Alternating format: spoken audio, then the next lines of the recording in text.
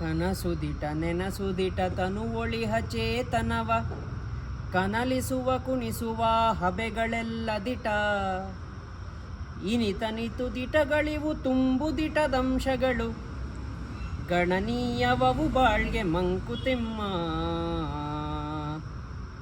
ನಮಗೆಲ್ರಿಗೂ ಕೂಡ ಕನಸು ಬೀಳೋದು ಸಹಜ. ಎಷ್ಟೋ ಸಲ ನಾವು ರಾತ್ರಿ ಕಂಡ ಒಂದು ಕನಸನ್ನ ಇಡೀ ದಿನ ಯೋಚನೆ ಮಾಡುವಂತೆ ಮಾಡುತ್ತೆ. ಅಂತರ ಕನಸುಗಳು ಕೂಡ ನಮಗೆ ಬೀಳುತ್ತೆ.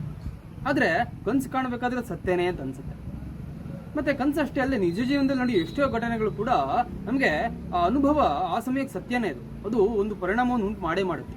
ಉದಾಹರಣೆಗೆ ಯಾರೋ ನಮ್ಮ ಮೇಲೆ ಒಂದಿಷ್ಟು ಭಾವನೆಗಳನ್ನು ವ್ಯಕ್ತಪಡಿಸ್ತಾರೆ, ಅಥವಾ ನಾವು ಇನ್ನೊಬ್ಬರ ಮೇಲೆ ಈ ಪ್ರೀತಿ, ಕರುಣೆ, ಅನುರಾಗ, ಕೋಪ, ದ್ವೇಷ ಈ ರೀತಿ ಭಾವನೆಗಳನ್ನ ಹೊರಸೂಸ್ಬೇಕಾದ್ರೆ ಅದು ನಮ್ಮಲ್ಲಿ ಶಾಶ್ವತ ಉಳಿದೇ ಇದ್ರೂ ಕೂಡ ಅದು ಆ ಸಮಯಕ್ಕೆ ಸತ್ಯ ಆಗಿರುತ್ತೆ. ಅದು ಒಂದು ಪರಿಣಾಮವನ್ನು ಉಂಟು ಮಾಡೇ ಮಾಡುತ್ತೆ.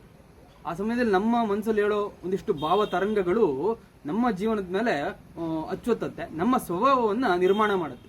ಅದನ್ನೇ ಹೇಳ್ತೀರ. ಅದಕ್ಕೋಸ್ಕರ ನಮ್ಮ ಜೀವನದಲ್ಲಿ ನಡೆಯೋ ಸಣ್ಣ ಸಣ್ಣ ಅನುಭವಗಳು ಕೂಡ ನಮಗೆ ಜೀವನಕ್ಕೆ ಮುಖ್ಯ, ಅತ್ಯವಶ್ಯಕ ಅನ್ನೋದನ್ನ ಗುಂಡಪ್ಪನವರು ಇಲ್ಲಿ ಹೇಳ್ತಾರೆ. ಎಷ್ಟು ಸತ್ಯ ಅಲ್ವಾ? ನಮಸ್ಕಾರಗಳು.